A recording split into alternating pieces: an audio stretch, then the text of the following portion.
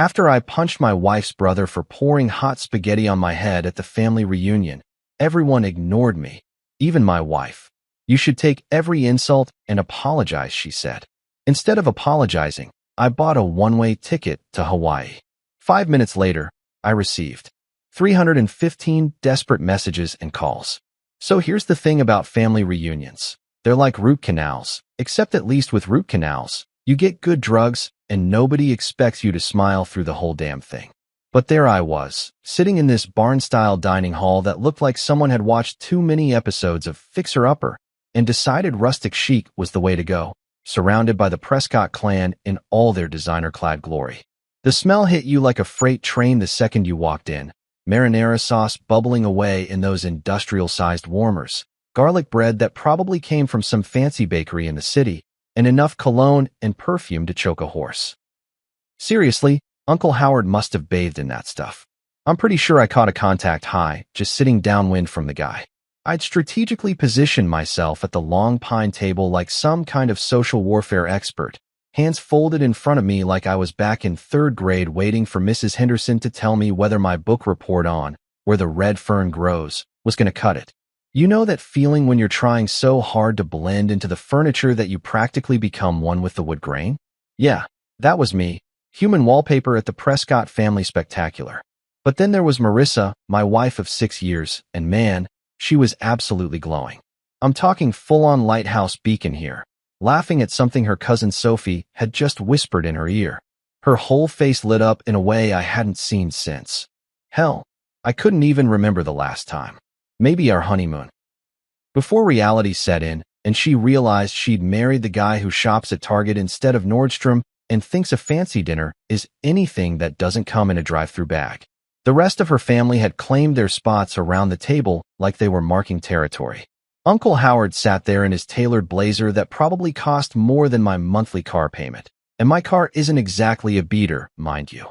The guy looked like he'd stepped out of a whiskey ad, all Silver Fox confidence, and I own half the city energy.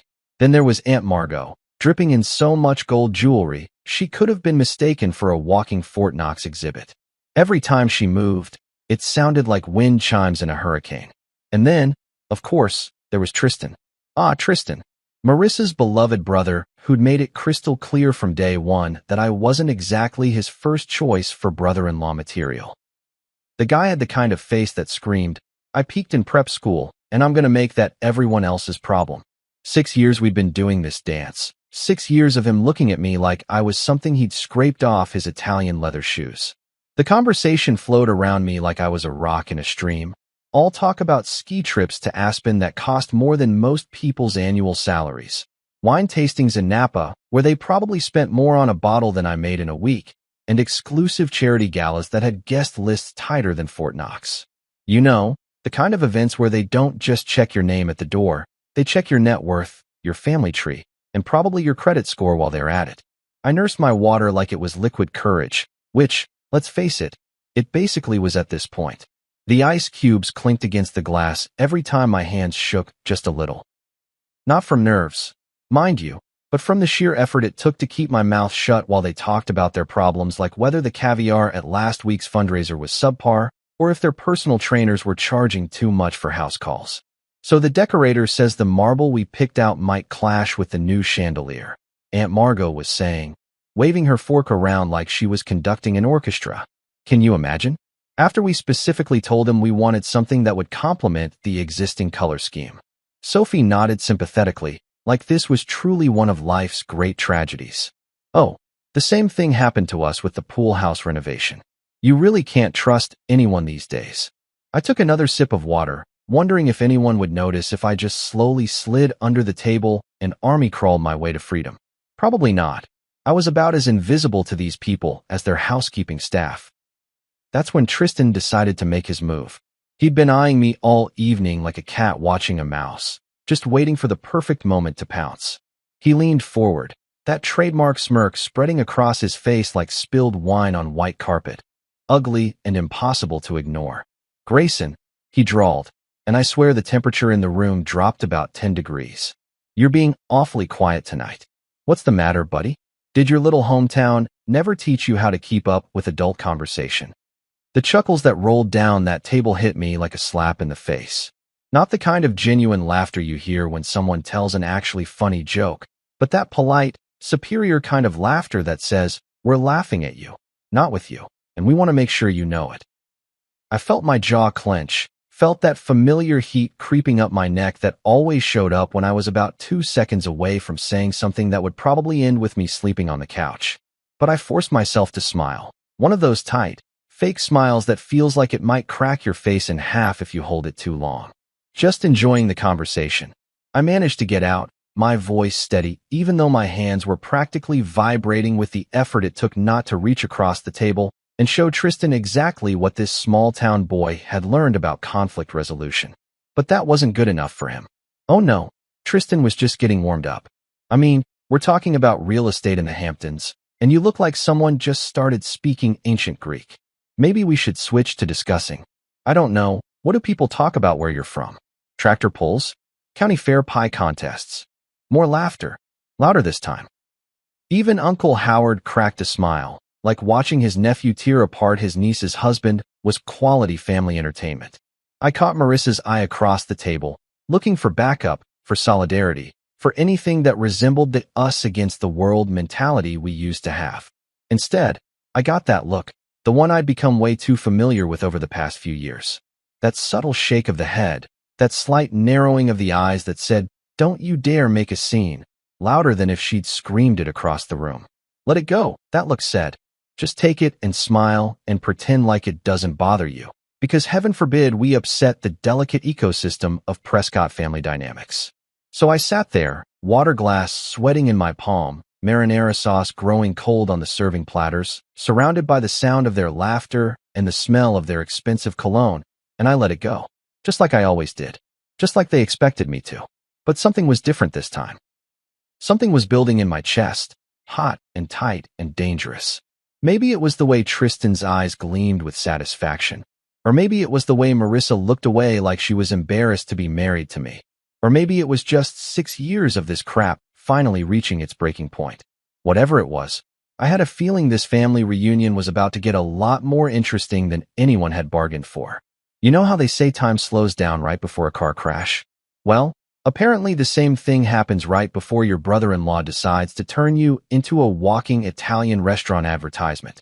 1 second I'm sitting there picking at my Caesar salad, which, by the way, had enough anchovies to stock a small aquarium. And the next second I'm watching Tristan rise from his chair like some kind of designer-clad villain in a really twisted dinner theater production. The conversation had moved on from my apparent lack of sophistication to discussing their latest investment properties. Uncle Howard was going on about some waterfront condo he'd just snagged in Miami, gesturing with his wine glass like he was conducting a symphony of his own awesomeness. "The view from the penthouse is absolutely divine," he was saying. "You can see clear to the horizon on a good day." "Oh, Howard, you simply must show us the photos again," Aunt Margot gushed, her gold bracelets jangling like a one-woman percussion section. "The marble in that kitchen is just exquisite." I was trying to calculate exactly how many months of my salary that condo probably cost when Tristan made his move. He stood up smooth as silk, reaching for the big ceramic serving dish that held enough spaghetti marinara to feed a small Italian village. For a split second, I thought he was just going for seconds. Hell, the guy ate like he had a hollow leg. Probably burned calories just from being such an ass. But then I saw it. That look in his eyes. The same look he'd had at Marissa's and my wedding when he'd accidentally bumped into me during the father-daughter dance, causing me to stumble and nearly take out the whole wedding party like bowling pins. Pure, calculated malice wrapped up in a Polo Ralph Lauren package. "Grayson," he said, his voice dripping with fake concern, "you look a little pale. Maybe you need some color in your life." That should have been my cue to duck, to roll, to do literally anything except sit there like a deer in headlights. But my brain was still processing the fact that a grown man, a 34-year-old investment banker who wore cufflinks to casual dinners, was actually considering what I thought he was considering. And then he did it. The ceramic dish tilted, and suddenly I was getting an up-close and personal introduction to every ingredient in Aunt Margot's famous marinara recipe. Hot sauce hit my scalp first, then came the noodles, long, slimy pasta sliding down my face like the world's worst facial treatment. The temperature was somewhere between fresh from the stove and third-degree burn, and I felt every drop as it soaked through my button-down shirt and pooled in my lap. For exactly 3 seconds, the entire dining hall went dead silent. Not the comfortable kind of quiet you get when everyone's focused on their food, but that horrible, suffocating silence that happens when 30 people simultaneously realize they just witnessed something that definitely wasn't in the evening's program. Then Tristan started laughing. It wasn't just a chuckle or even a regular laugh. This was the kind of deep, belly-shaking laughter that comes from pure, unadulterated joy at someone else's humiliation. The sound echoed off the barn-style walls, bouncing around the room like it was specifically designed to make sure everyone heard just how funny he found the sight of his sister's husband wearing dinner instead of eating it. I sat there for a moment, sauce dripping from my chin onto my ruined shirt, noodles hanging from my hair like the world's most pathetic Christmas ornaments. Around the table, I could see everyone's faces frozen in various expressions of shock, amusement, and what might charitably be called concern if you squinted really hard and had a vivid imagination. Aunt Margot had her hand pressed to her chest like she was having vapors, but her eyes were bright with the kind of excitement people get when they witness a really good train wreck. Sophie was covering her mouth, but I could see the grin underneath her fingers. Uncle Howard was shaking his head, but more in the boys will be boys way than the this is completely unacceptable way. And Marissa? Marissa just sat there looking like someone had told her the stock market had crashed and taken her trust fund with it. Not horrified that her husband had just been publicly humiliated, not angry that her brother had just crossed about 15 different lines of basic human decency, just disappointed. Like I'd somehow failed her by existing in the same space as flying pasta. That's when something inside me snapped. Maybe it was the way the sauce was starting to burn my scalp, or maybe it was the sound of Tristan's continuing laughter, or maybe it was just 6 years of swallowing every insult, every slight, every joke at my expense finally reaching critical mass. But I stood up, pasta falling from my shoulders like some kind of carb-heavy confetti, and I felt my right hand ball into a fist before my brain even caught up with the program. The punch connected with Tristan's jaw with a sound that was part slap, part crack, and entirely satisfying. Physics took over from there. His head snapped back, his designer loafers lost their grip on the polished floor, and he went down like a sack of overpriced potatoes, taking a chair with him in a crash that would have made a stuntman proud. The silence that followed was somehow even more complete than before. This wasn't shocked silence. This was, holy crap, the quiet guy just laid out the golden boy silence. The kind of quiet that makes you realize you can hear the air conditioning humming and someone's stomach growling 3 tables over. Aunt Margot was the first to break. "Tristan," she shrieked, rushing to her precious nephew like he'd been shot instead of simply introduced to the concept of consequences. "Someone call a doctor. He could have a concussion." Uncle Howard was muttering something about keeping things civil and what will people think, because apparently the real tragedy here wasn't that his nephew had just assaulted someone with dinner, but that it might reflect poorly on the family name. Sophie was wide-eyed, phone already out, probably texting her friends about the drama unfolding in real time. OMG, you guys are not going to believe what just happened at the reunion. And through it all, Marissa remained seated, not jumping up to check if I was hurt, not telling her family that what Tristan did was completely out of line, not even asking if I was okay. She just sat there, staring at me like I'd committed some unforgivable sin by defending myself. Tristan was starting to come around, Aunt Margot fussing over him like he was made of spun glass instead of entitlement and bad decisions. His jaw was already starting to swell, and I couldn't help but think it was a good look on him. Really brought out the asshole in his eyes. "You're insane," he mumbled through what I hoped was going to be a spectacular bruise. I was just having a little fun. Fun, right? Because nothing says good times like assault with a deadly marinara. I wiped sauce from my eyes, feeling it stick to my fingers like some kind of Italian-flavored superglue, and looked around the room at all these people who were supposed to be family. Not a single person had moved to help me clean up. Not one napkin had been offered. Nobody had said, "Hey, maybe dumping hot food on someone isn't exactly appropriate dinner behavior."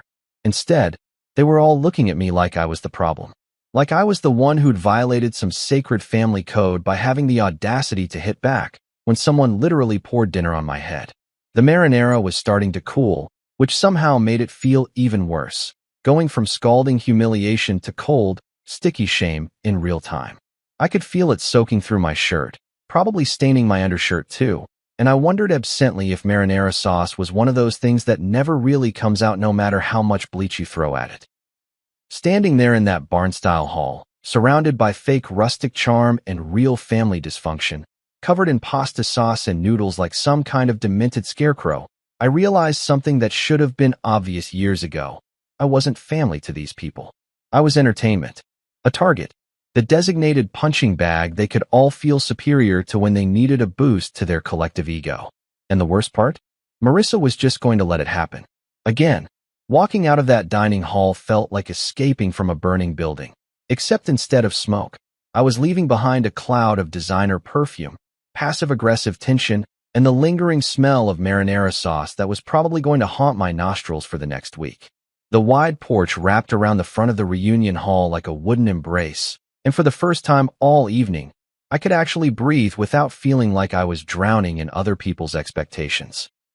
The night air hit my sauce-covered face like a cool slap of reality. Out here, away from the theatrical gasps and pearl-clutching performance art happening inside, I could finally hear myself think. Unfortunately, what I was thinking wasn't exactly suitable for polite company. I grabbed my shirt sleeve and started wiping marinara off my cheeks, which was about as effective as trying to clean up a crime scene with a tissue. But hey, at least I was doing something productive. My hair was still sticky with sauce, and every time I ran my fingers through it, I came away with more evidence of Tristan's idea of family fun.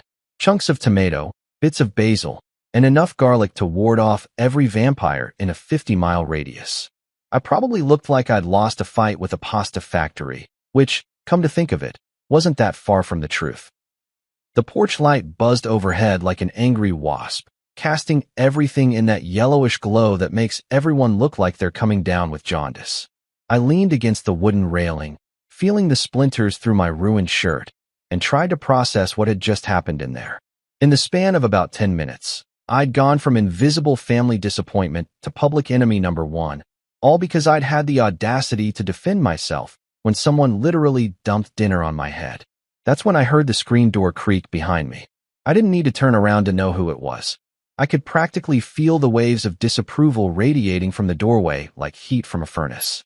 Marissa's footsteps were crisp against the wooden planks, each one sounding like a little judgment hammer hitting the nail of my coffin.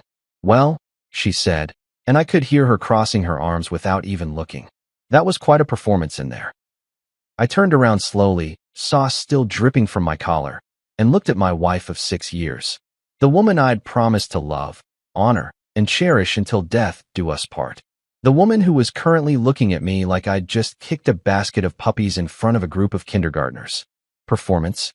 I said, my voice coming out rougher than I'd intended. "Your brother just dumped hot pasta on my head, and you think I put on a performance?" She was doing that thing she did when she was trying to be reasonable, tilting her head slightly to the side, speaking in that measured tone that therapists probably learn in school. "You know how Tristan is," she said, like that explained everything. Like how Tristan was some kind of natural disaster we all just had to learn to live with, like hurricanes or tax season. "Yeah," I said, wiping more sauce off my neck. "I know exactly how Tristan is. He's an entitled jackass who thinks other people exist solely for his entertainment." Marissa's expression didn't change, which somehow made it worse. If she'd gotten angry, if she'd yelled, if she'd shown any kind of emotion at all, I might have been able to work with that. But this cold, clinical disappointment? This was like trying to argue with a customer service robot. "You should apologize," she said, and for a second I thought I'd misheard her. Maybe the marinara had gotten in my ears along with everything else. "I should what now? Apologize? To Tristan? To the family? You embarrassed all of us tonight." I stared at her, waiting for the punchline, for the moment when she'd crack a smile and tell me she was kidding. But her face remained as serious as a tax audit, and I realized she was completely, 100% sincere. "Let me get this straight," I said, feeling that dangerous heat building in my chest again.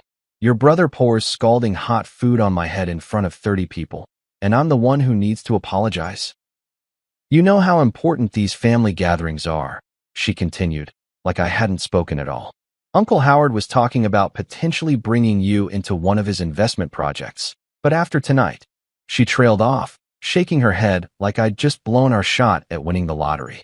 And maybe I had, from her perspective. Maybe losing out on Uncle Howard's largesse was worse than watching her husband get publicly humiliated by her psychopath brother. You should take every insult and apologize, she said, and there it was. The mission statement of our marriage, laid out in plain English under a buzzing porch light, while I stood there covered in marinara sauce like some kind of walking Italian food advertisement. I should take every insult, every slight, every joke at my expense, every casual cruelty that her family dished out like party favors. And then I should apologize for existing, for breathing their air, for daring to marry above my station, and for getting my place in their carefully constructed social hierarchy. He poured hot food on me. I repeated, because apparently I needed to say it louder for the people in the back. Hot food on my head. Marissa shrugged, actually shrugged, like someone had asked her opinion about the weather. You know how Tristan is. There it was again. The ultimate excuse, the get-out-of-jail-free card that apparently covered everything from casual cruelty to actual assault. Tristan could probably burn down an orphanage, and Marissa would just shrug and say, well, you know how Tristan is. The silence stretched between us like a chasm, filled with 6 years of accumulated resentment and the sound of insects buzzing around the porch light. Inside, I could hear the muffled sounds of the family regrouping, probably already spinning the story into something where I was the villain and poor Tristan was the victim of my unprovoked attack. I'm not apologizing, I said finally. Not to him, not to them, not to anybody. Marissa's mouth tightened into that thin line that meant I'd just failed another test I didn't know I was taking. Then you're making a choice, Grayson. You're choosing your pride over our marriage, over our future, over everything we've built together. Everything we'd built together. Right. Like our marriage was some kind of joint construction project instead of 6 years of me slowly disappearing into the background while she chose her family's approval over her husband's dignity at every single turn. What exactly have we built, Marissa? I asked, spreading my arms wide, sauce flying off my sleeves. A relationship where your family treats me like garbage and you expect me to smile and ask for seconds? She didn't answer, just turned on her heel like I was a disappointing employee who'd just been fired. Her footsteps clicked across the porch planks with military precision, each step taking her further away from me and closer to the warm glow of family acceptance waiting inside. If you don't come back in there and make this right, she said without turning around, don't bother coming home tonight. And then she was gone, the screen door slamming behind her with a finality that echoed across the empty porch. I stood there alone under the buzzing light, marinara sauce cooling on my skin, listening to the distant sound of laughter from inside the hall. They were probably already back to discussing wine tastings and ski trips, the unpleasant interruption of my existence already filed away and forgotten. I looked down at my ruined shirt, at the sauce stains that would never come out, at the physical evidence of what happened when you tried to stand up for yourself in the Prescott family ecosystem. Then I looked at the door Marissa had just walked through, leading back to a world where I was expected to apologize for being humiliated, where my worth was measured by how much abuse I could absorb without fighting back. Standing there on that porch, with the night air cooling the sauce on my scalp and the sound of my in-laws' laughter drifting through the windows, I realized something that should have been obvious years ago. If I walked back through that door, if I went back in there and apologized for defending myself, I'd be stepping right back into the same cage they'd kept me in for 6 years. The only question was whether I had the guts to stay outside. Driving away from that reunion hall felt like breaking out of prison, if prison was decorated in rustic barn chic and smelled like disappointed rich people. My hands were still shaking on the steering wheel, not from adrenaline anymore, but from something that felt suspiciously like freedom. Every mile I put between myself and the Prescott family circus was another breath of air that actually belonged to me. My phone had been buzzing like an angry hornet trapped in a jar ever since I'd gotten in the car, lighting up the dashboard with notification after notification. I could see Marissa's name flashing repeatedly, interspersed with numbers I recognized as various members of her family tree. Probably Uncle Howard trying to have a word with me, or Aunt Margot wanting to lecture me about proper family behavior, or hell, maybe even Tristan himself calling to gloat about his marinara masterpiece. But here's the thing about rock bottom. Once you hit it, you realize you've got nothing left to lose.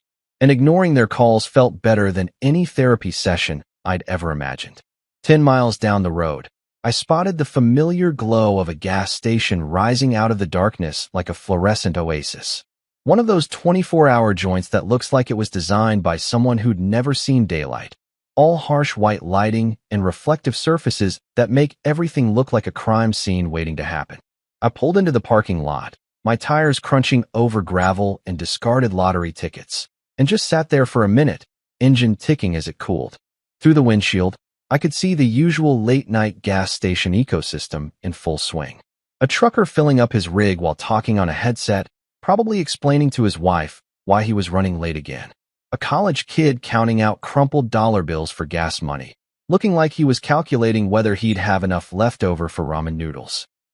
A woman in scrubs who was obviously pulling a double shift, moving with that particular kind of exhaustion that comes from keeping the world running while everyone else sleeps. Real people, living real lives, dealing with real problems. Not a single one of them was worried about whether their caviar was properly chilled or if their personal trainer was charging too much for house calls. I turned off the engine and really looked at myself in the rearview mirror for the first time since the pasta incident. I looked like I'd lost a fight with an Olive Garden kitchen, sauce stains on my shirt that were already setting into permanent reminders of tonight's festivities, my hair still sticky with marinara, and something in my eyes that I hadn't seen in years. It took me a minute to recognize what it was. It was possibility. Inside the gas station, the fluorescent lights hummed with the kind of white noise that makes you feel like you're in a spaceship. The clerk behind the counter looked up from his phone just long enough to nod at me, which was about 1,000 times more acknowledgement than I'd gotten from my in-laws all evening. I grabbed a bottle of water and some napkins, trying to clean the worst of the sauce off my face while I figured out what the hell I was going to do next. That's when I spotted the sign advertising free Wi-Fi, and suddenly I had a plan. Or maybe not a plan exactly, but at least an idea that didn't involve going home to face Marissa's disappointed silence or sleeping on the couch like a dog who'd had an accident on the carpet. I pulled out my phone, ignored the 17 missed calls and 43 text messages, and opened up a travel website. The screen loaded with all those cheerful vacation photos, couples holding hands on beaches, families laughing over dinner, people living their best lives in places where nobody gave a damn about your pedigree or your portfolio. Where do you want to go? The search bar asked, cursor blinking patiently like it had all the time in the world for me to figure out my life. Anywhere, I thought. Anywhere but here. Anywhere but back to that house where I'd spent 6 years shrinking myself down to fit into spaces that were never meant for me in the first place. Somewhere warm, somewhere far away, somewhere nobody knew my name or cared about my marriage or expected me to apologize for existing. My fingers hovered over the keyboard for a moment, and then I typed 4 letters that felt like a prayer, HAWA. The search results populated faster than I expected, like the universe was just waiting for me to finally make a decision. Flights to Honolulu, hotel deals, car rentals, all the infrastructure of escape laid out in neat little rows with prices and times and the promise of 80-degree weather year-round. I clicked on the first airline result and found myself staring at a departure time that made my heart skip. Flight 447 to Honolulu, departing in 5 hours and 12 minutes. Red-eye special. Probably full of honeymooners and people running away from their problems, which made it perfect for my current situation. The price made me wince a little. One-way tickets aren't exactly budget-friendly, especially when you're buying them at the last minute. But then I thought about Uncle Howard's condo that cost more than most people's houses, about Aunt Margot's jewelry collection that could probably fund a small country, about all the money the Prescott family threw around like confetti while treating me like I should be grateful for the privilege of breathing their air. Screw it. I pulled out my credit card, the one Marissa was always telling me to use more responsibly, the one that came with lectures about our budget and our future and our 5-year plan. Tonight, it was going to buy me something I hadn't had in years, a choice that was entirely my own. The booking process was surprisingly simple, like the website understood that people making these kinds of decisions at gas stations at 11 p.m. weren't looking for complicated forms and multiple confirmation screens. Name, card number, confirmation of seat assignment, and suddenly I was holding a digital boarding pass on my phone that said Grayson Mitchell, Honolulu, Hawaii, seat 23A. 23A. A window seat, which felt appropriate somehow. I'd be able to watch the mainland disappear beneath the clouds, watch everything I'd been trying so hard to fit into shrink down to nothing while I flew towards something completely unknown. The confirmation email hit my inbox with a cheerful ding, complete with helpful reminders about check-in times and baggage restrictions. Baggage restrictions. I almost laughed out loud right there in the gas station, surrounded by energy drinks and lottery tickets, and the smell of Roller Grill hot dogs. What baggage was I going to bring? The shirt covered in marinara sauce? The years of accumulated resentment? The wedding ring that suddenly felt like it weighed about 50 pounds? I paid for my water and walked back out to the car, phone buzzing again with another round of calls I had no intention of answering. 5 hours and 12 minutes until takeoff. Enough time to drive to the airport, park in long-term parking like I was going on a normal business trip instead of fleeing my entire life, and maybe grab some actual clothes that didn't look like they'd been used as target practice by an Italian restaurant. Sitting in the driver's seat, I looked at that boarding pass one more time. Grayson Mitchell, it said. Not Grayson Prescott adjacent. Not Marissa's disappointing husband. Not the guy who didn't quite fit in at family dinners. Just Grayson Mitchell, passenger, destination unknown. For the first time in 6 years, that felt like exactly the right name to be. You know that moment in action movies when the hero's phone starts going off like the world's most annoying alarm clock, and you just know that whatever peace and quiet they had is about to go straight to hell? Well, apparently my life had just turned into one of those movies, except instead of international spies or alien invasions, I was dealing with something far more terrifying.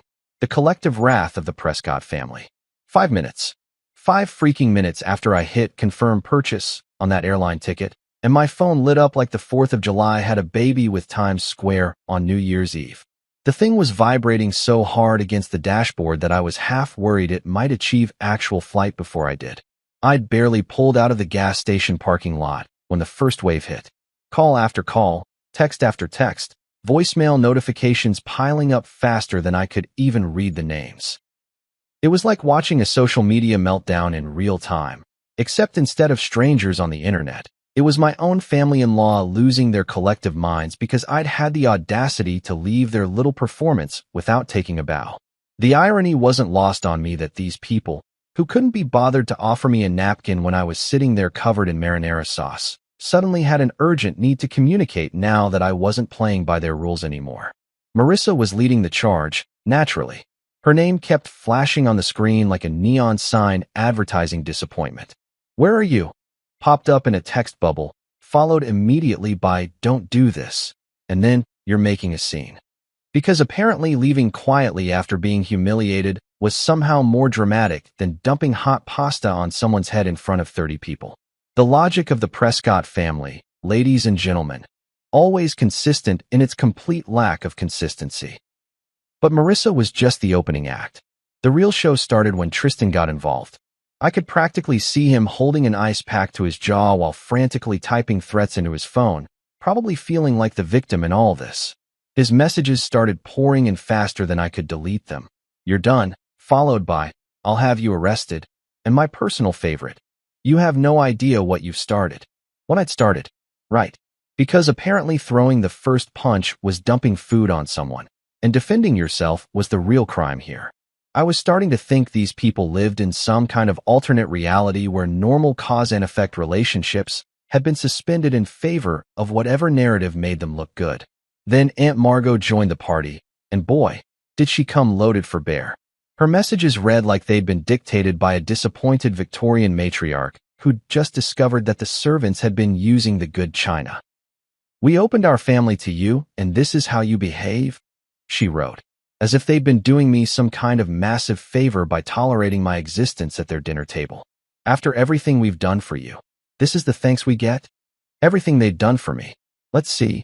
What exactly had they done for me over the past 6 years? They'd included me in family gatherings where I was either ignored or insulted. They'd made it crystal clear that I wasn't really welcome in their social circle. And they treated me like a charity case who should be grateful for whatever scraps of attention they threw my way. Oh, and tonight they'd use me as target practice for Italian food. Truly, I was the luckiest man alive. Uncle Howard's messages were more restrained, but somehow more threatening, written in that careful corporate language that he probably used to fire people without technically breaking any labor laws. "Call me immediately," he wrote, followed by, "We need to discuss your future with this family." My future with this family. Like I was an employee whose contract was up for review instead of someone who'd married into their dysfunction. But the real kicker came from Sophie, Marissa's cousin, who apparently thought this was all some kind of entertaining family drama that she could live tweet for her friends. "OMG, everyone is so upset," she wrote, complete with crying laughing emojis. "Aunt Margot is literally shaking. Uncle Howard is pacing around talking about lawyers. This is better than reality TV. Better than reality TV." There it was, the family motto in all its glory. Real people's pain was just entertainment for them, something to spice up their otherwise boring lives of privilege and plenty.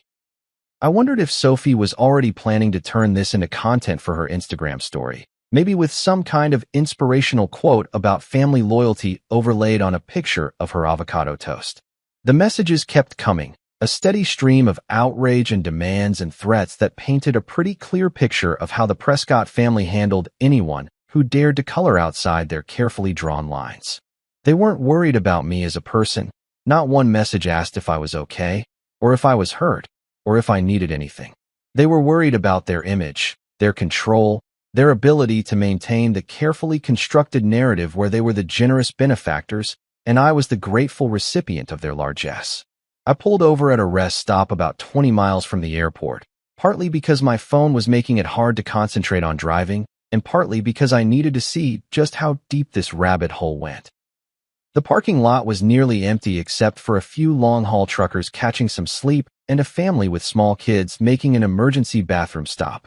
Sitting there under the fluorescent lights of the rest stop, I started scrolling through the messages more carefully, and that's when I noticed something that shouldn't have surprised me, but somehow still did. Not a single one of them mentioned the fact that Tristan had dumped hot food on my head. Not one message said, "Hey, maybe my brother/nephew/son was out of line." Not one person suggested that pouring marinara sauce on someone might be considered inappropriate dinner behavior. It was all about my reaction, my violence, my overreaction to what they were probably already spinning as a harmless prank between family members. The actual assault, because let's call it what it was, had already been memory holed in favor of a story where I was the unstable one who couldn't take a joke. The counter on my phone showed 315 total notifications, and they were still climbing. 315 separate attempts to drag me back into their web of dysfunct. 315 reminders of why I'd bought that plane ticket in the first place. But here's what struck me as I sat there in that rest stop parking lot, surrounded by the honest exhaustion of people traveling for real reasons. Work, family visits, moving across the country for new jobs. These messages weren't from people who cared about me. They were from people who cared about maintaining their version of reality, where they could treat people however they wanted and never face any consequences. Not one message said, "Are you okay?" Not one person asked if the sauce had burned my skin or if I needed medical attention. Not one member of Marissa's family seemed to think that maybe, just maybe, they should be apologizing to me instead of demanding that I apologize to them. I looked at that growing pile of digital outrage, all those words and threats and demands, and realized something that felt like a weight lifting off my shoulders. I didn't owe these people anything. Not an explanation, not an apology, not even a response. So I did something that felt better than any comeback I could have written, better than any angry phone call I could have made, better than any dramatic confrontation I could have staged. I turned off my phone and put it in my bag, cutting off their access to me as simply as flipping a switch. The silence that followed was more satisfying than any argument I'd ever won. You know how people always say that airplane air is recycled and gross and makes you feel like you're breathing through a dirty sock? Well, let me tell you something. After 6 years of breathing the suffocating atmosphere of Prescott family expectations, that recycled airplane air tasted like pure freedom with a hint of peanuts and possibility. The red-eye flight to Honolulu had been exactly what I'd needed. 5.5 hours of enforced silence with nothing but the hum of engines and the occasional snore from the businessman in 24B. No phone calls, No text messages, no family members trying to drag me back into their twisted version of reality. Just me, a tiny bag of pretzels, and the growing realization that I'd actually done it. I'd bought a one-way ticket to anywhere but here and followed through. But nothing, and I mean nothing, could have prepared me for that first breath of Hawaiian air. The plane doors opened, and it hit me like a warm hug from a grandmother you didn't know you had. Not the aggressive, in-your-face heat that makes you want to run back inside to air conditioning, but this soft, gentle warmth that seemed to wrap around you like the world's most expensive blanket. It was air with personality, air that smelled like flowers you couldn't name and ocean salt, and something that might have been happiness if happiness had a scent. I walked down that jet bridge feeling like I was entering a different universe entirely. The terminal at Honolulu International wasn't trying to impress anyone with marble floors or crystal chandeliers like the airports back home. Instead, it had this laid-back, "Hey, welcome to paradise, try not to stress about anything" vibe that immediately made my shoulders drop about 3 inches. Hawaiian music was playing softly through speakers that didn't sound like they were trying to compete with the noise of stressed-out travelers, and everywhere I looked, people seemed to be moving just a little bit slower, a little bit easier, like they'd all collectively agreed that rushing around was probably not the best way to spend their time on Earth. The baggage claim was where it really hit me that I'd made a completely insane decision.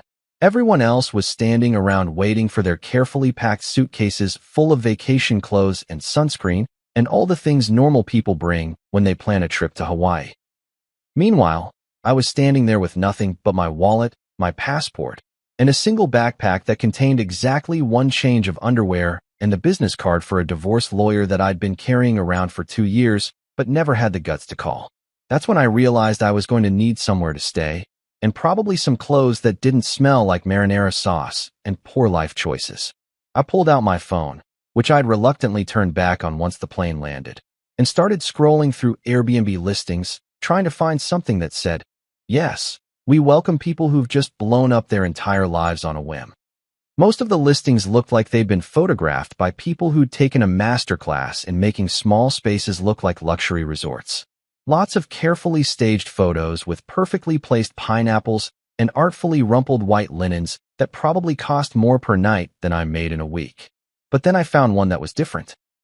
The photos were clearly taken by someone who'd just pointed their phone at stuff and clicked. No fancy lighting or strategic fruit placement.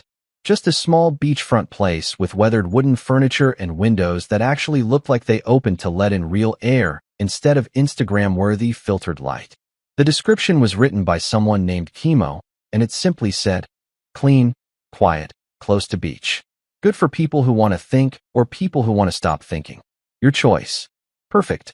I booked it for a week, which felt like either the most reasonable decision I'd made in years or the most irresponsible, depending on how you looked at it. The address led me to a taxi driven by a guy who introduced himself as Paolo and immediately started telling me about his cousin's shrimp truck that I absolutely had to try, his nephew's surf lessons that would change my life, and his grandmother's secret spot for watching sunsets that wasn't overrun with tourists taking selfies. The ride to the Airbnb was like a guided tour through everything I'd been missing while I was busy trying to fit into spaces that were never meant for me. We passed beaches where people were actually playing in the water instead of posing next to it, restaurants that looked like they'd been built by people who cared more about the food than the Instagram potential, and neighborhoods where kids were riding bikes and old men were playing chess in parks, and life seemed to be happening at a pace that actually made sense for human beings. You running away from something or running to something? Paolo asked as we pulled up to a small house that looked like it had been painted by someone who believed that blue should actually look like the ocean and green should actually look like plants. "Little bit of both," I said, which was probably the most honest thing I'd said to anyone in months. He nodded like this made perfect sense. Hawaii's good for that. The islands don't judge. They just let you figure out what you need to figure out. The house was exactly what the photos had promised. Nothing fancy, but clean and comfortable, and so close to the beach that I could hear the waves from the front porch. There was a small kitchen with everything you needed to make actual food, a living room with furniture that looked like it had been chosen for comfort rather than style, and a bedroom with windows that opened wide enough to let in the sound of the ocean. But the real revelation came when I met Kimo himself. I'd been expecting someone who'd been polished by years of dealing with tourists, someone who'd learned to smile on command and recommend overpriced restaurants.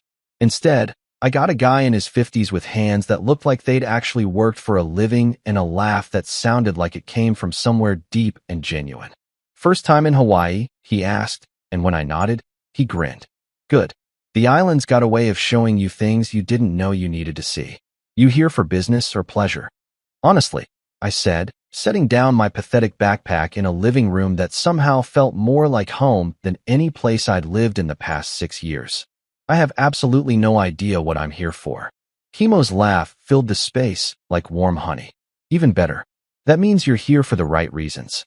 He handed me the keys and a handshake that felt like he actually meant it, like I was a person worth welcoming instead of a problem to be managed.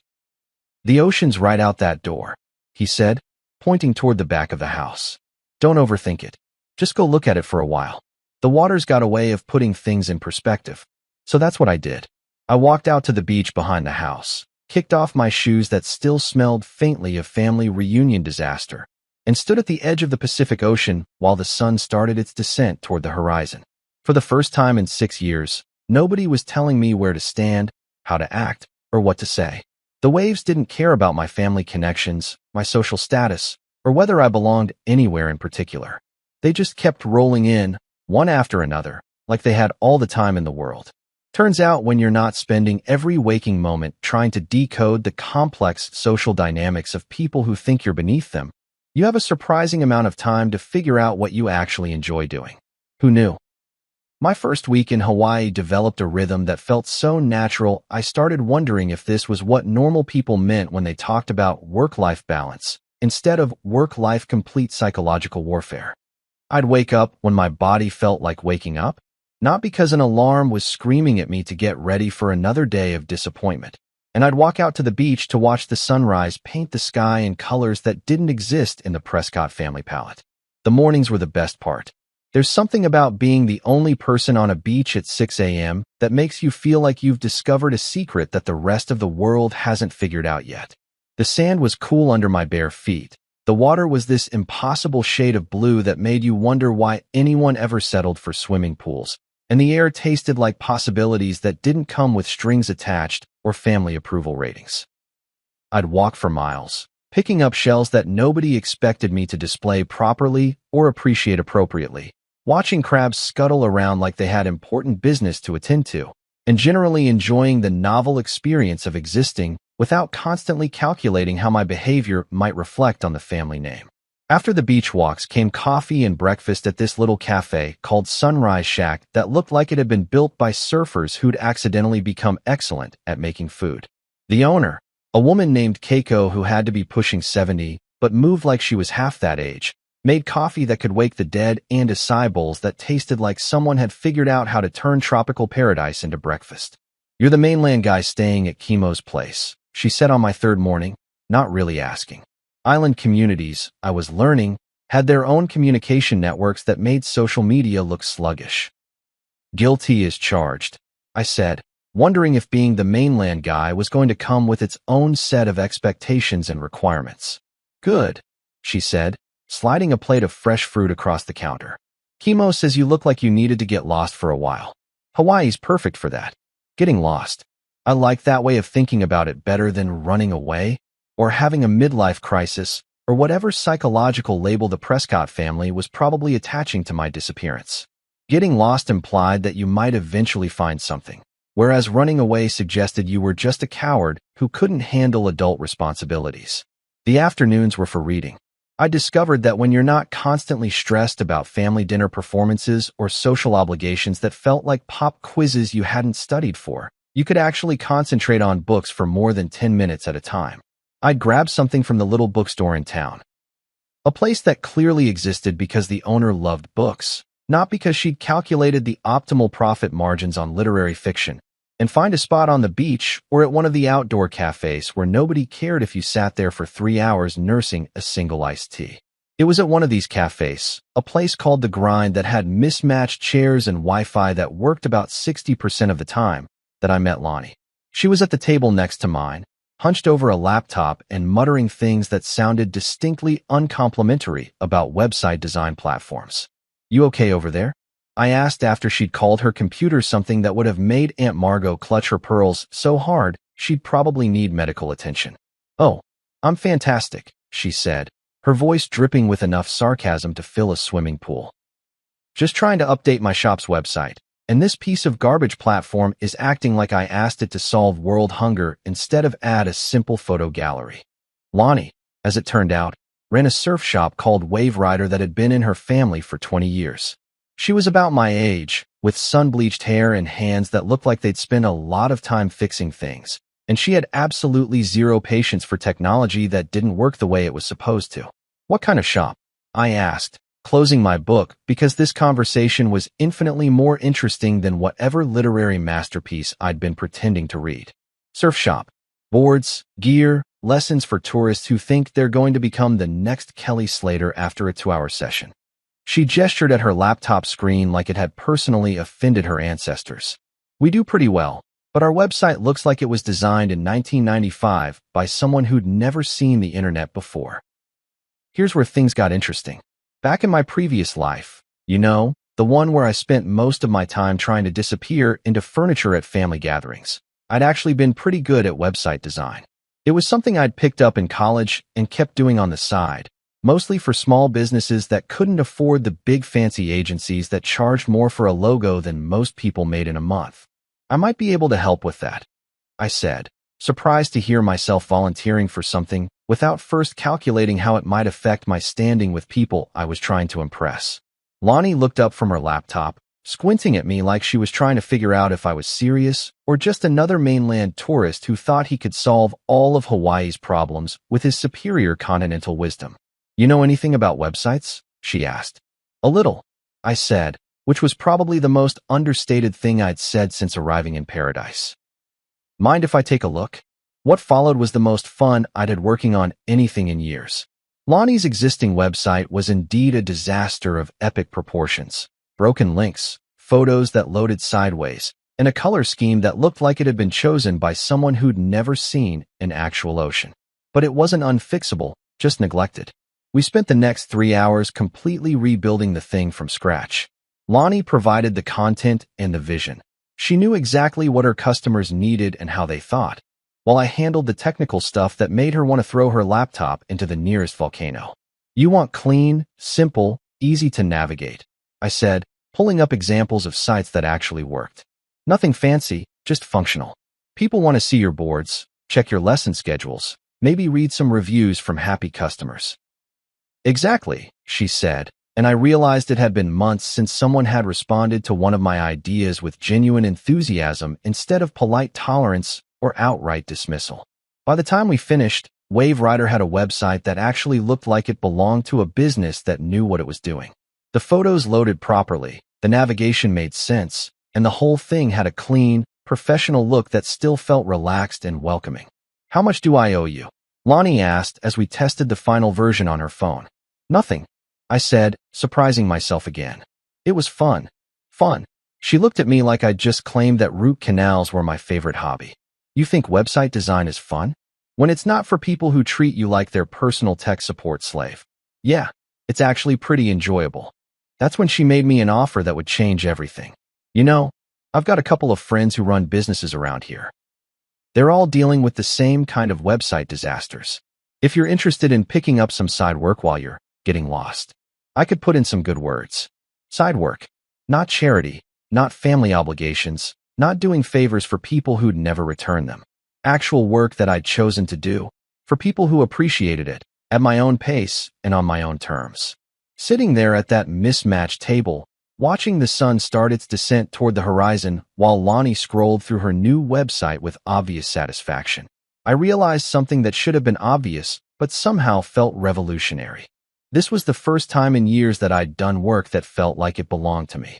Not work that I did to impress my in-laws, not projects designed to boost my standing in some social hierarchy I'd never signed up for, but actual work that solved real problems for real people who treated me like a human being instead of a convenient disappointment. "Yeah," I said, watching a couple of surfers paddle out to catch the evening waves. I think I'd like that. 2 weeks in paradise had done something weird to my relationship with technology. Back in my old life, my phone was basically a digital leash that kept me connected to every disappointment, obligation, and passive-aggressive family text thread that made up my daily existence. Here in Hawaii, the thing had been sitting in a drawer like a piece of radioactive waste that I was pretty sure would kill me if I got too close to it. But eventually, reality has a way of knocking on your door, even when that door happens to be attached to a beachfront bungalow in the middle of the Pacific Ocean. My phone battery had finally died sometime during week 1, and I'd been perfectly content to let it stay that way. Dead phones can't deliver bad news, can't remind you of the life you left behind, and can't buzz with notifications from people who think you owe them explanations for your own happiness. Unfortunately, they also can't be used to run a business, and Lonnie's referrals were starting to pile up faster than I could handle with just her laptop and the questionable Wi-Fi at the grind. 3 local businesses wanted website overhauls, 2 needed complete e-commerce setups, and a local artist wanted an online gallery that didn't look like it had been designed by someone who'd learned HTML from a cereal box.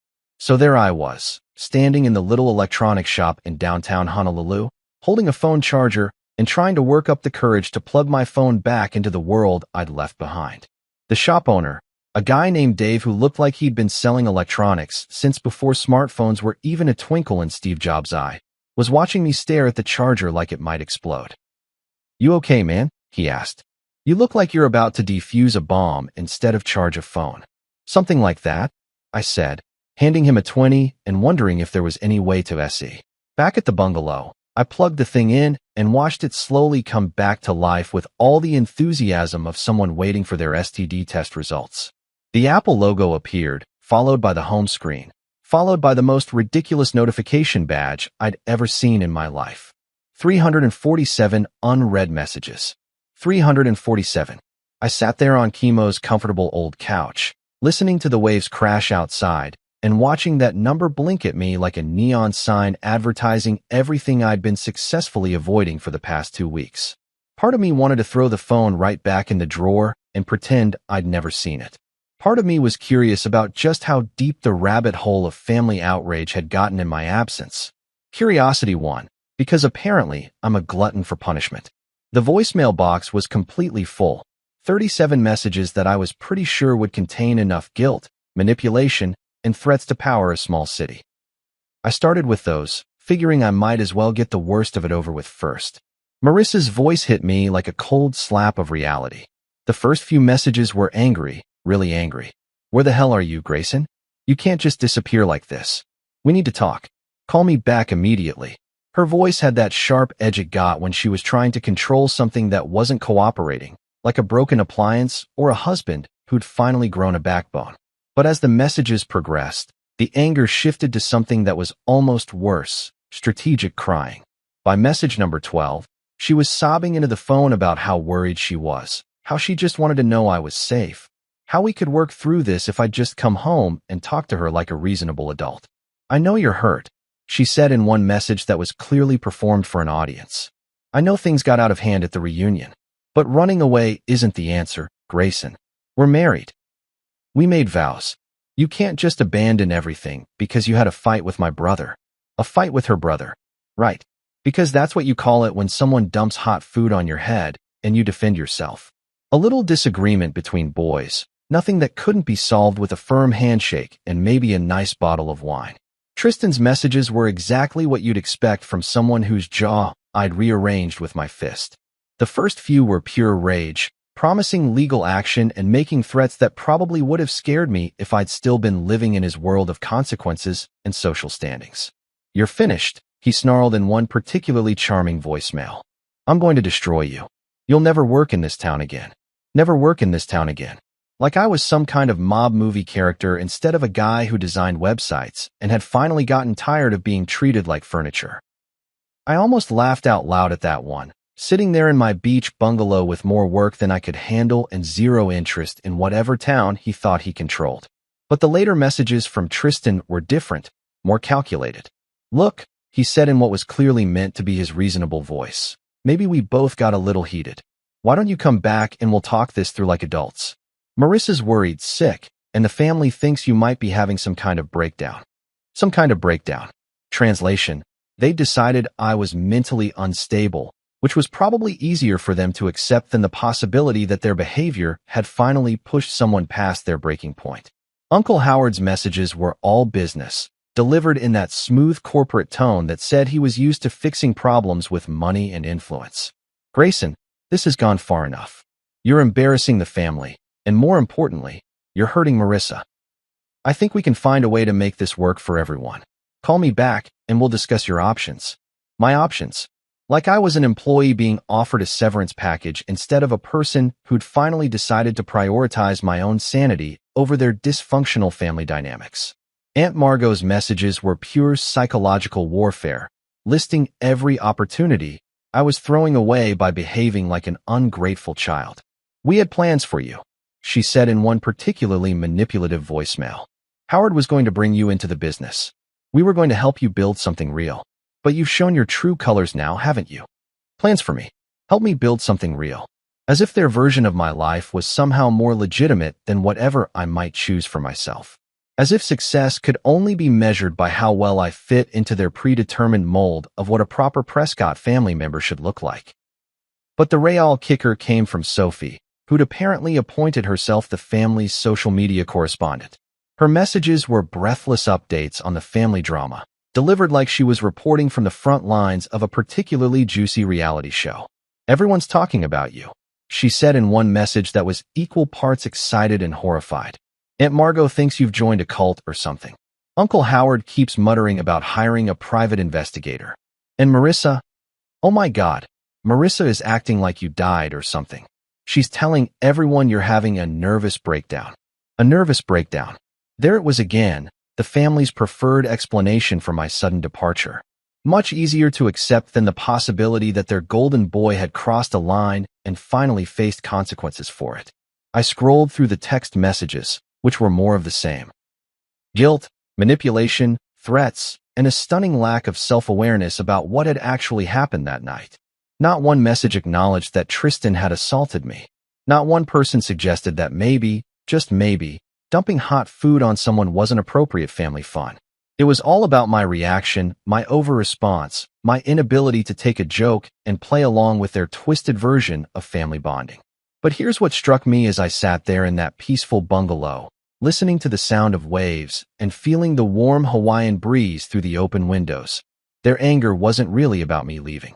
It was about me leaving without permission, without explanation, without giving them the chance to control the narrative and manage the situation according to their preferred script. They weren't upset because they'd lost me. They were upset because they'd lost control of me. And that realization felt better than any apology they could have offered, better than any explanation they could have given, better than any attempt to make things right. I deleted every single message without responding to a single one. No explanations, no justifications, no carefully worded emails trying to make them understand my perspective. Just silence. The kind of silence that says more than any argument ever could. You know what's funny about making a decision that everyone back home thinks is completely insane? Eventually, you stop caring whether they think it's insane or not, and you start focusing on whether it's actually working out for you. And let me tell you, 3 weeks into my Hawaiian adventure, things were working out better than I had any right to expect. The website work that had started with helping Lonnie had turned into something that looked suspiciously like an actual business. Word travels fast in island communities, especially when that word is mainland guy who can make your crappy website stop sucking without charging you a fortune. My phone, the same phone that had been buzzing with family drama and threats just a week ago, was now ringing with calls from local business owners who had actual problems they wanted me to solve. There was Maria, who ran a food truck called Island Fusion and needed an online ordering system that didn't crash every time more than 3 people tried to use it simultaneously. There was Tommy, a fishing charter captain whose website looked like it had been designed by someone who'd never seen a boat, let alone been on one. And there was Elena, who made jewelry from beach glass and shells and wanted an e-commerce site that captured the spirit of her work without looking like every other generic craft store on the internet. Real work for real people with real problems.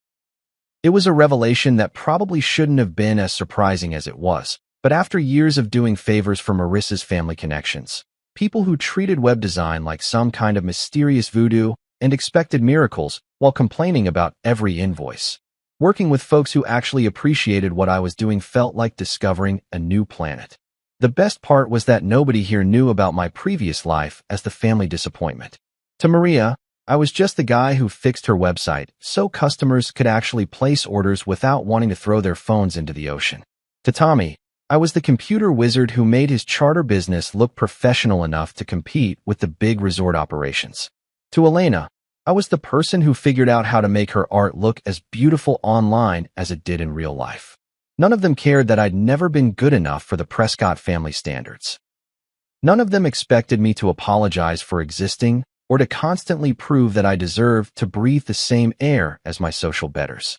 They just wanted someone who could solve their problems without talking down to them or charging them like they were funding a space mission.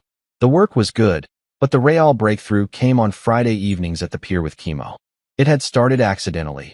I'd been walking along the waterfront around sunset, trying to clear my head after a long day of coding, when I'd spotted him sitting on a bench with a cooler full of beer and a smile that could power the whole island. "Mainland guy," he'd called out, waving me over like we'd been friends for decades instead of casual acquaintances who'd exchanged maybe 50 words total. Perfect timing. I was just about to watch the sun do its thing, and beer always tastes better when you've got someone to share it with. That first Friday had turned into a weekly tradition that I looked forward to more than I'd looked forward to anything in years. Chemo had this way of talking that made everything seem both completely serious and totally relaxed at the same time. He'd worked construction for 30 years, raised 3 kids who were all doing well for themselves, and had opinions about everything from local politics to the best way to grill fish that were both informed and completely unpretentious. "You settling in okay?" he asked during our 3rd beer summit, watching a cruise ship slide past the harbor like a floating city of tourists who'd probably never see the real Hawaii. "Better than okay," I said, surprised to realize how true that was. "This place is starting to feel like home." "Good," he nodded, taking a long pull from his beer. "Hawaii's got a way of calling to people who need it. Not everyone hears it, but when you do, you know." We'd sit there watching the sun paint the sky in colors that didn't exist in any of the fancy art galleries the Prescott family liked to frequent, talking about everything and nothing while fishing boats headed out for the night shift and joggers made their evening rounds along the waterfront. Sometimes we'd talk about work. Chemo was full of stories about construction projects that had gone hilariously wrong and clients who'd made requests that defied both physics and common sense. Sometimes we'd talk about family, his kids, his grandkids, his wife who'd passed away 5 years ago, and who he still missed every single day. But mostly, we'd just exist in the same space without any pressure to perform or impress or justify our presence. It was the kind of friendship that developed naturally, based on mutual enjoyment of each other's company rather than social obligation or family connection, or any of the complicated dynamics that had governed most of my relationships back in my previous life. "You ever miss it?" he asked one evening, gesturing vaguely in the direction of what I assumed was the mainland. "Whatever you left behind to end up here?" I thought about that question longer than I probably needed to. Did I miss anything about my old life? The house that had never really felt like mine? The family gatherings where I was tolerated rather than welcomed? The constant feeling that I was failing some test that nobody had bothered to explain to me? "I miss the idea of it," I said finally. "I miss thinking that I had a place where I belonged, even if that place never actually existed." Chemo nodded like this made perfect sense. That's the difference between missing something real and missing something you wished was real. One's worth going back for, the other's just nostalgia for a life you never actually had. The more time I spent in Hawaii, the more I realized he was right. I wasn't homesick for my actual life. I was homesick for the version of my life that had never existed outside my own hopeful imagination.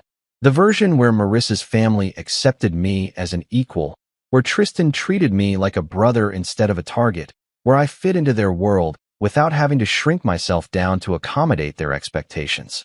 But that version had never been real, and pretending it might someday become real had cost me years of actual happiness in favor of hypothetical approval from people who'd never actually intended to give it. The island routine was healing something in me that I hadn't even realized was broken. Morning walks on the beach where nobody expected me to network or make small talk about my career prospects. Afternoons working on projects that people actually appreciated instead of endured. Evenings watching sunsets with a friend who liked me exactly as I was instead of constantly hinting at ways I could improve myself to better fit his social circle. For the first time in years, maybe ever, I was living a life that felt like it belonged to me instead of everyone else. The work I was doing was work I'd chosen, for people I genuinely liked, at a pace that felt sustainable instead of frantic. The friendships I was building were based on mutual respect and shared interests instead of family obligation or social climbing. It wasn't the life I'd planned when I was sitting in that gas station 3 weeks ago, buying a one-way ticket to anywhere that wasn't where I'd been. But it was a life that fit me in ways that my carefully constructed previous existence never had. And for the first time since I could remember, I was excited about tomorrow instead of dreading it. 3 months. 93 days since I'd walked out of that barn-style reunion hall covered in marinara sauce and bruised dignity, and I was sitting in a lawyer's office in downtown Honolulu, signing papers that would officially end the longest mistake of my adult life. The lawyer, a woman named Patricia Kim who had the kind of no-nonsense efficiency that made you understand why she'd built a successful practice, slid the final divorce papers across her desk with a smile that suggested she'd seen this particular brand of liberation many times before. "Congratulations," she said, as I signed my name on the last page. "You're officially a free man." Free man. The words hit me differently than I'd expected. Not with relief, exactly, and definitely not with regret, but with something that felt like possibility wrapped in acceptance. I was free, but more importantly, I was free by choice rather than circumstance. I'd chosen this path, step by step, decision by decision. From that first moment, I decided not to apologize for defending myself to this final signature that severed the last legal tie to a life that had never really fit. The apartment above Lonnie's surf shop had become available 2 weeks ago when the previous tenant, a yoga instructor named Rainbow, who was probably born with a much more conventional name, had decided to follow her chakras to Sedona or some other place where people took spiritual guidance from crystals seriously. Lonnie had offered me the space before it even hit the market, which was either a sign of friendship or a practical business decision based on the fact that I'd already fixed her computer system 3 times and installed a security camera that actually worked. Either way, I'd jumped on it faster than a tourist jumping away from a Portuguese man of war. The place was small. Basically a studio with a kitchen alcove and a bathroom that required some creative maneuvering, but it had windows that opened wide enough to let in the constant sound of waves and a view of the ocean that made every morning feel like a vacation commercial. Moving in had been the easiest relocation of my life, mainly because I owned exactly 3 suitcases worth of stuff and had developed a deep appreciation for the minimalist lifestyle. No family heirlooms to worry about. No furniture that came with emotional baggage. No wedding photos to pack away in boxes labeled, "Deal with this later." Just clothes, a laptop, some books, and a coffee maker that had become my most prized possession after discovering that Island Time included a much more relaxed approach to caffeine availability. The business had grown beyond anything I'd expected when I first helped Lonnie with her website disaster. Word of mouth in island communities travels faster than gossip at a high school reunion. And apparently, mainland guy who actually knows what he's doing and doesn't treat you like an idiot was a rare enough commodity to keep me busier than I'd ever been in my previous life. I had a steady stream of clients ranging from local restaurants to tour operators to artists who made everything from custom surfboards to jewelry that looked like the ocean had personally designed it. But the real revelation was that I was making more money doing work I actually enjoyed than I'd ever made trying to impress people who would never be impressed anyway. Turns out that when you're genuinely good at something and you work with people who appreciate what you do, the financial part tends to sort itself out without requiring family connections or social networking events that felt like endurance tests. The apartment came with a small desk that fit perfectly under the main window, positioned so I could look up from my laptop and watch surfers catching waves while I worked on whatever project was currently demanding my attention. Today it was a complete e-commerce overhaul for a local coffee roaster who'd been trying to sell his beans online using a system that looked like it had been designed by someone who'd heard about the internet, but never actually seen it. The ocean breeze carried through the open windows, rustling the curtains I bought at a local market from a woman who'd spent 20 minutes telling me about the traditional Hawaiian patterns while her granddaughter taught me how to pronounce mahalo correctly.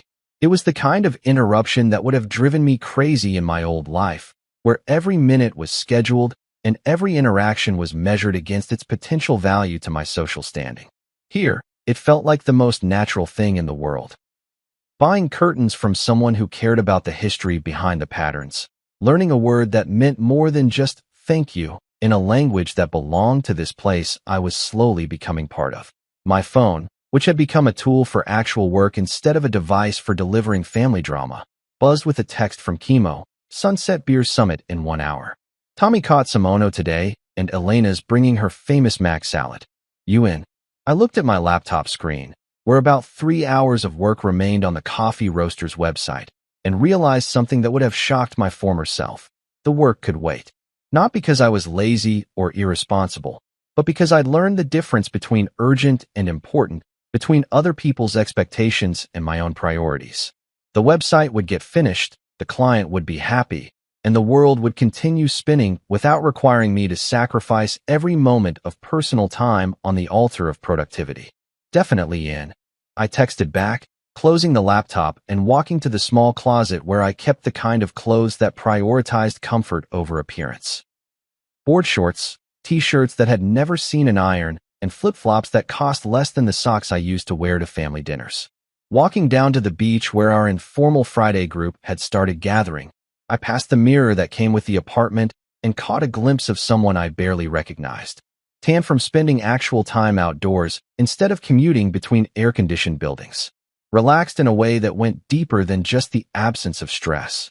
Happy, which was such a foreign concept that it had taken me weeks to identify the emotion correctly. The beach was already occupied by the usual suspects. Chemo with his cooler of beer and infinite supply of stories about construction mishaps. Tommy cleaning fish with the kind of expertise that comes from 40 years of knowing exactly how sharp your knife needs to be. Elena arranging food on a folding table like she was setting up for a photo shoot. And Lonnie emerging from her shop with a bag of ice and a grin that suggested she'd just closed a deal with some tourists who thought they were going to become professional surfers after one lesson. Mainland guy, Chemo called out, using the nickname that had somehow evolved from identifying description to term of endearment. Perfect timing. Tommy just finished telling us about the time he accidentally caught a monk seal and had to explain to the Coast Guard why he was hugging a federally protected species. This was my life now.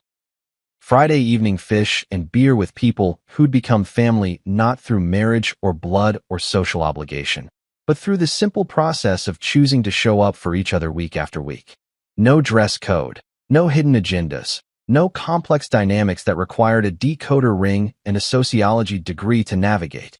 Just people who liked each other, sharing food and stories while the sun painted the sky in colors that never got old, no matter how many times you watched the show. I grabbed a beer from Chemo's cooler and settled into the sand, feeling the warmth that lingered from the day's sunshine and listening to Elena describe her latest jewelry project, while Tommy argued with Lonnie about the best bait for certain types of fish and Chemo planned his next home improvement disaster. Somewhere on the mainland, my former in-laws were probably still discussing my disappearance, still trying to figure out how to spin my departure into a story that made them look like the victims. Marissa had probably moved on, found someone more suitable to the family standards, someone who understood the importance of proper behavior at social gatherings and never confused self-respect with selfishness. And for the first time since I'd known any of them, I genuinely hoped they were happy. Not because I missed them or wanted to reconcile, but because their happiness was no longer connected to mine. They could live their lives according to their values, and I could live mine according to mine, and neither of us had to apologize for the incompatibility. The sun touched the horizon, turning the ocean into a mirror that reflected possibilities I was still discovering. Tomorrow I'd finish the coffee website, start planning a new project for a local artist, maybe take Lonnie up on her offer to teach me how to surf without embarrassing myself in front of the tourists. But tonight, I was exactly where I belonged, with people who liked me exactly as I was, in a place that felt like home in ways I'd never experienced before. The spaghetti incident seemed like something that had happened to someone else in another lifetime. not because I'd forgotten it, but because it had become the beginning of something better instead of the end of something that had never really worked anyway. Hawaii wasn't just the place I'd escaped to. It was the place I'd finally remembered who I was supposed to be all along.